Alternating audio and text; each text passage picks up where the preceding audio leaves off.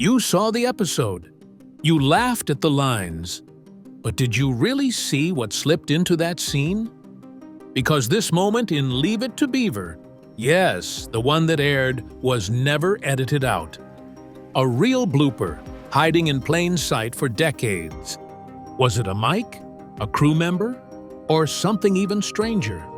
And how did it make it past everyone? We're diving deep into the scene that fans still freeze frame today. And trust me, you'll never watch the show the same way again. Stick around, because the truth behind this blooper might just change how you see classic TV forever. A different era of editing. In today's world, a mistake like that would be edited out in seconds. But back in the 1950s, things were different. Everything was shot on film. Real film. Not digital files you could just drag and drop into a computer. Editing meant physically cutting the film with a razor and taping it back together. If something slipped past the crew, it stayed in. And film, it wasn't cheap. Retakes weren't easy. If they got a decent take, even with a minor error, they usually ran with it. You only had so much footage, an old-school editor once said, so you had to make it count. Add to that a tight weekly schedule. Writers, directors, actors, everyone was working fast. No reshoots, no luxury of perfection. You were lucky just to get it all filmed on time. So a little blooper here or there. It wasn't seen as a disaster, it was just part of the job. That's part of the charm of Leave It to Beaver. It came from an era when TV felt real because it was real. There were no second chances. What you saw is what they shot. And while today we chase pixel-perfect edits, back then, a little hiccup on screen just made the show feel more alive. But that little blooper we talked about earlier? It wasn't just tolerated. It became loved. Let's talk about why fans still celebrate it decades later. Why we love this blooper. There's something weirdly comforting about seeing a mistake on a show like Leave It to Beaver. It reminds us that even in the most perfect-looking families, things go wrong. And that's okay. Fans didn't just spot this blooper, they embraced it. For some, it became a game. It's like finding a secret the producers didn't want you to see, one YouTube commenter wrote. But maybe the real reason we love this moment so much is because it feels honest. It's raw. It's human. In a world where everything on screen is perfectly lit, perfectly scripted, and perfectly planned, a blooper feels like a crack in the glass, a reminder that real people made this. Nostalgia plays a part too. The mistake takes us back to a time when television wasn't obsessed with polish. When families sat together on the couch, laughed at the same jokes, and didn't mind a little imperfection. Maybe they left it in for us, a superfan once suggested, so we'd know they weren't robots. It's a sweet idea, and one that kind of makes sense. But behind that charm, there was a production team under pressure. And the next chapter in this story reveals just how tough things really were behind the scenes. Was it just a tired production crew? The world behind Leave It to Beaver wasn't always as sunny as the tree-lined streets of Mayfield. While the show projected warmth, laughter, and family harmony, the reality behind the camera was often much more exhausting, complicated, and at times deeply personal. Let's be honest. Making a weekly television show in the 1950s wasn't glamorous. It was fast, it was relentless, and it left little room for second chances. Scripts had to be written quickly, scenes were filmed in tight windows, and editing was done with physical cuts, splicing real film with actual scissors and tape. If something minor went wrong in a scene, chances were it stayed in. Reshoots were expensive and time-consuming. And unless it was a major disaster, most of the time, they just kept rolling. The crew didn't have the luxury of being specialized. Many wore more than one hat. One day, a person might be rigging lights. The next, they could be helping reset a kitchen prop or managing sound. There wasn't a lot of downtime. Long hours stretched into longer nights. People got tired, really tired. And that kind of weariness has a way of letting small details slip through the cracks. But the emotional weight didn't just live behind the camera. It followed the cast, too. Take Hugh Beaumont, America's favorite dad, Ward Cleaver. While he was playing the calm, reassuring father figure on screen, he was carrying a heavy burden in real life. His mother-in-law was tragically killed in a car crash as the family relocated to Los Angeles to begin filming the series. The show went on, but Beaumont never truly let go of that loss.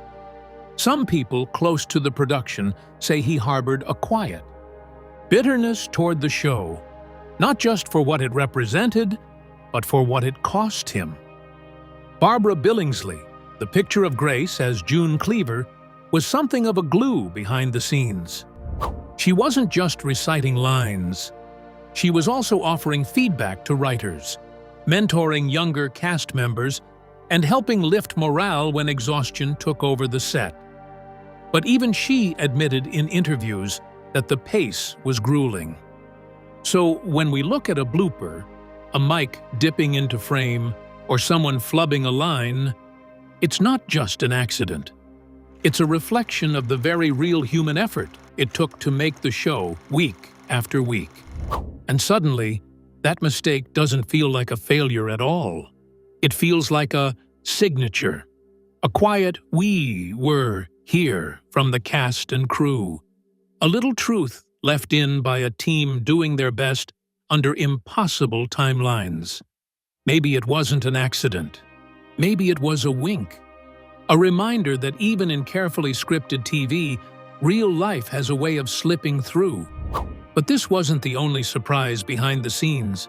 In fact, this whole show nearly vanished before it ever had a chance to leave its mark. The next part of the story, it's all about a second chance that changed everything. A show almost canceled, until a twist of fate. It's hard to imagine now, with decades of reruns and pop culture references behind it. But Leave It to Beaver was almost a one-season wonder. Yes, really. When the show first aired in 1957, it didn't exactly explode out of the gate. The ratings were modest at best. Critics were unsure what to make of it. Network executives were unimpressed. And with so many other shows vying for attention, it looked like Leave It to Beaver would quietly fade into obscurity before it even found its voice. The cast and crew were already bracing for the end. Scripts were still being written. Episodes were still being filmed. But behind the scenes, there was uncertainty in the air. A show that captured the gentle rhythm of suburban family life seemed out of step with a rapidly changing television landscape. Action, drama, and larger-than-life characters were dominating prime time. Then came the twist. Just when things were at their bleakest, ABC stepped in. The network saw something others didn't. A spark. They made a bold move. They picked up the show and shifted it to a better time slot. Thursday nights, when families were more likely to be home and gathered around the television. That one decision changed everything. Almost overnight, things began to turn around. Viewers discovered the Cleavers. Kids saw themselves in Beaver's wide-eyed curiosity. Parents appreciated the show's gentle life lessons and wholesome humor. It wasn't flashy, but it was real. It struck a chord. By the time Season 3 rolled around, Leave It to Beaver had climbed into the top 25 most-watched shows on television. What had once been on the chopping block was now one of the most beloved series in American households. And here's where the blooper comes back into the story. What if the mistake we keep talking about, that moment that slipped past the editors, aired during those uncertain early days, before the show had found its rhythm? before the pressure eased up and the success rolled in? If so, then that little blooper might be more than a technical slip. It could be a relic from a chaotic time, a fingerprint left behind when the show was still fighting to survive. A quiet, visual reminder of the messy, human process that built something timeless. You never know when your second chance will come, Jerry Mathers, Beaver himself, once said in an interview. That quote rings louder than ever when you look at how close the show came to vanishing. That second chance didn't just save Leave It to Beaver, it changed television history. But if you thought surviving cancellation was a wild story, wait until you hear about the episode that nearly didn't make it to air because of something you'd never expect. Not violence, not language, a toilet. Let's talk about the scene that rattled censors and pushed boundaries in the most unexpected way. The toilet tank controversy. Long before bloopers made it to YouTube compilations, there was one scene in Leave It to Beaver that made television history. Not because it was a mistake, but because it was too real. It happened in just the second episode of the entire series. The title? Captain Jack. The plot? Simple. Beaver and Wally order a baby alligator by mail. Totally classic. But where do they hide it from their parents? In the toilet tank. And that's when things got controversial. You see, in 1957, showing a toilet on television was a huge no-no. Not the bowl, not the seat, not even the tank. It was considered too private, too inappropriate for family entertainment. Networks panicked. Executives argued. The scene almost got cut entirely. But the producers stood their ground. They believed it made sense for the story. So after some back and forth, a deal was struck. They could show the tank, but only the tank. The rest of the toilet was carefully kept off-screen. It might sound silly now, but this was groundbreaking at the time. That scene broke a quiet rule and changed what TV could show. It proved that families were ready for more realistic stories, even if they came with a bit of controversy. So, what does this have to do with our mysterious blooper? Think about it. In both cases, the show crossed an invisible line. Whether it was airing a visible mistake or challenging taboos, Leave It to Beaver didn't always play it safe. And sometimes, that risk made history. It's just one more reason this show was always more than it seemed. And speaking of strange things slipping through, have you ever noticed how the kids on the show didn't seem to age quite right? The Curious Case of Time in Mayfield. Here's something you might not catch unless you're really paying attention. At the start of Leave It to Beaver, Wally is 12 years old and Beaver is 8. Makes sense, right? A solid 4-year age gap between brothers. But as the series rolls on, something odd happens. By the final season, Beaver has aged to 14. But Wally? He's somehow a full-grown 17-year-old graduating high school. Wait a second, wasn't he only 12 when this all started? Fans quickly noticed that time didn't work quite right in Mayfield. It was like the writers gave up on keeping track of birthdays and just let the characters grow however it suited the story. Of course, in the fast-paced world of 1950s television, keeping strict continuity wasn't a top priority. But even so, this odd aging pattern became a lovable quirk. It's something fans joke about now, the same way they point out the bloopers or mismatched props. In a way, it's all connected. The timeline weirdness, the occasional mistake, it all contributes to this strange, cozy imperfection that defines the show. It wasn't trying to be flawless, it was trying to be real, or at least real enough to connect with families watching at home. And that brings us to something else that made the show feel personal. The stories themselves. Because a lot of them were based on real life. Let's take a closer look. Real stories in the scripts. Here's a fun fact that might surprise even die-hard fans. Some of the best Leave It to Beaver episodes weren't just clever writing. They were reflections of real life.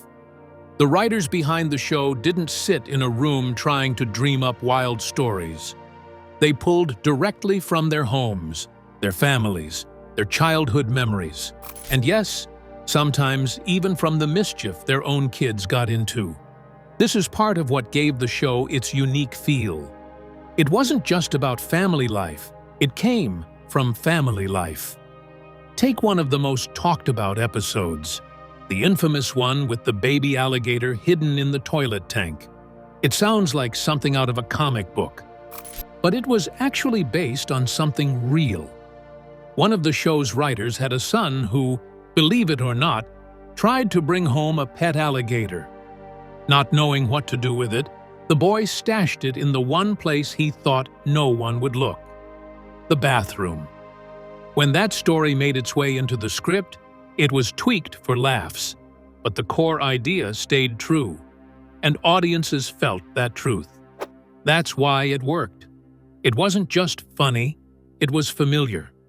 Other episodes followed the same pattern: a misunderstanding with a teacher, a lost report card, a scheme to make a quick buck that went hilariously wrong. All drawn from things the writers saw around them, heard from friends, or even experienced firsthand growing up. That's why the Cleavers felt like a real family. Their problems weren't exaggerated. Their conversations weren't forced. They made mistakes, learned lessons, and moved on, just like real people. And when little mistakes happened on set, like a character mouthing someone else's line or a prop being out of place, it didn't take away from the moment. If anything, it added to the charm. It reminded viewers that behind the perfect front porch and clean-cut dialogue, this was a world made by real people, capturing the messiness of real life. One fan put it best in an old interview: "It was like they were spying on my family and writing it down for TV." That's the kind of connection you can't fake. It only happens when truth is baked into the storytelling. And truth needs a voice.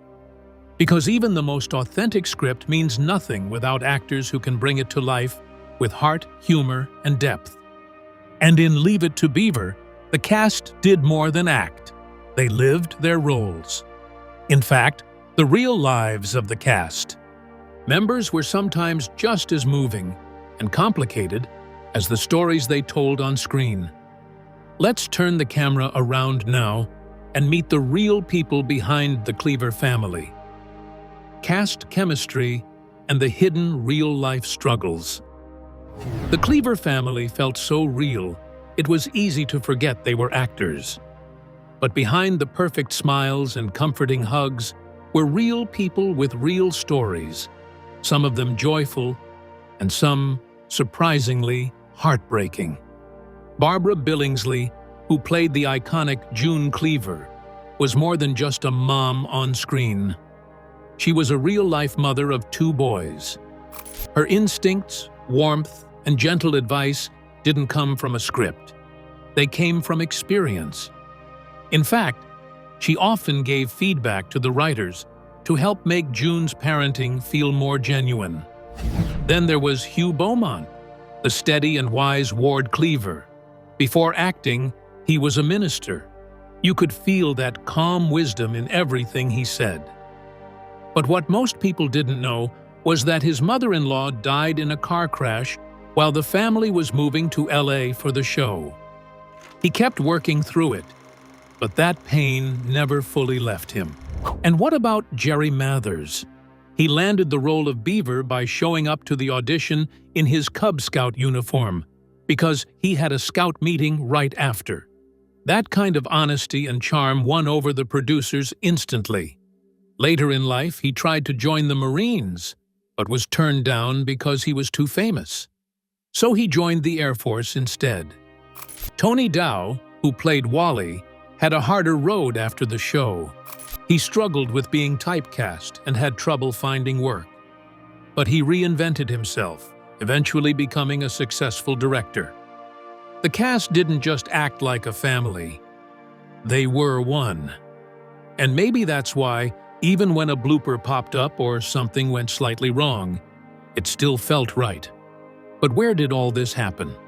Where did this picture-perfect family live? Let's take a little trip to a place called Mayfield, the nowhere town that felt like home. Ask 5 fans where Mayfield is, and you'll get 5 different answers. Was it in Wisconsin, California, Illinois? The truth is, no one really knows. And that was the whole point. Mayfield, the town where the Cleavers lived, was designed to feel like your hometown, no matter where you lived. It had tree-lined streets, friendly neighbors, and a peaceful rhythm that felt familiar to anyone watching from their living room. That flexibility made the show universal. One week, Wally was talking about surfing, which hinted at California. The next, he was traveling for a band competition in Madison. It didn't matter. Mayfield wasn't about a location, it was about a feeling. And because it was so carefully crafted to be relatable, even the weird things like timeline hiccups or on-set mistakes didn't pull viewers out of the story. They added to the charm. A little blooper in Mayfield didn't feel like a mess-up. It felt like something that might happen right down your own block. It was a town that didn't exist but somehow felt more real than the world outside. Up next, we'll explore how the show's producers actually embraced these little imperfections and why that choice may have changed TV storytelling forever. Producers embracing bloopers. Most shows would have tried to hide their mistakes, not leave it to Beaver. In fact, the producers had a very different idea of what made a show good. According to Tony Dow, Wally Cleaver himself, if something got too big of a laugh from the live studio audience, the producers would cut it. Yes, you heard that right. If a joke landed too well, it was seen as too much, too loud, too forced. And that didn't fit the gentle tone of the show. They weren't chasing laughs, they were chasing truth. That's why, every now and then, a small blooper stayed in the final cut. Not because they didn't notice, but because it didn't get in the way. Sometimes, it even made the scene feel more real. A boom mic in the corner, a character saying the wrong line but recovering. To the producers, that wasn't failure. That was life. The goal wasn't to be flawless. It was to be believable. This philosophy is part of what makes the show so memorable. It wasn't trying to impress. It was trying to connect. And it worked. Fans didn't tune in to be dazzled. They tuned in to feel like they were part of something familiar. Like they knew these people. Like they'd been to Mayfield before. It was a bold approach.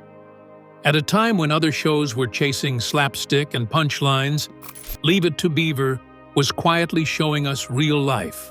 And that quiet boldness extended into another unusual decision: never switching to color.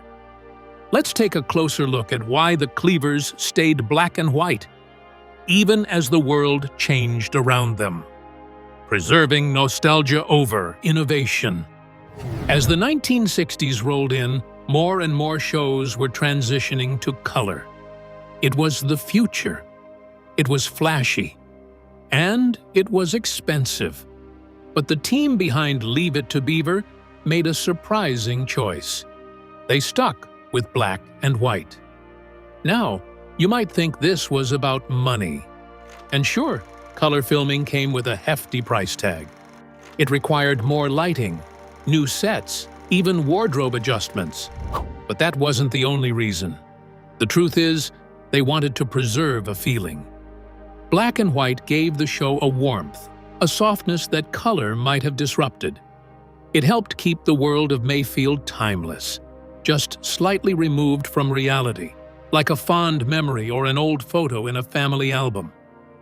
When you think of Beaver, you don't picture it in color, a longtime fan once said. You picture it in black and white.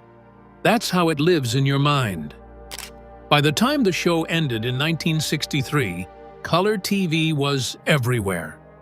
But Leave It to Beaver stood its ground.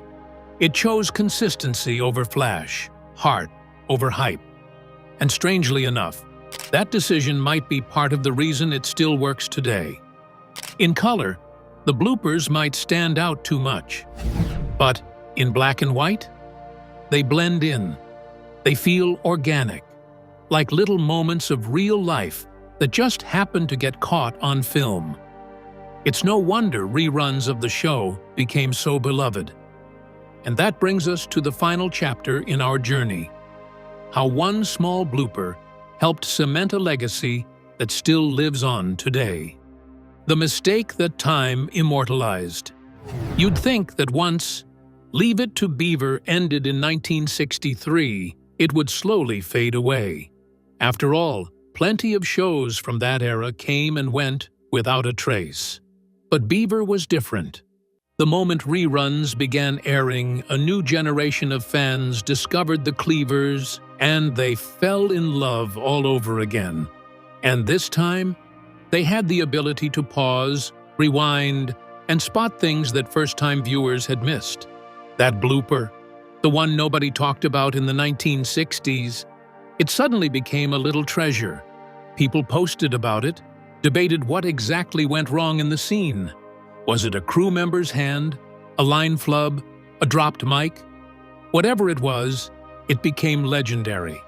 And with no official blooper reels to watch, since the production team reused most of the leftover film, it became one of the only surviving mistakes from the original run. A kind of happy accident preserved in amber. Fans started calling it an Easter egg. Something hidden, special, unique. And the deeper people dove into the show, the more they found to love. The timeless humor, the gentle life lessons, the small imperfections that made the characters feel human. In a world of polished productions and high-definition everything, Leave It to Beaver still shines. Not in spite of its flaws, but because of them.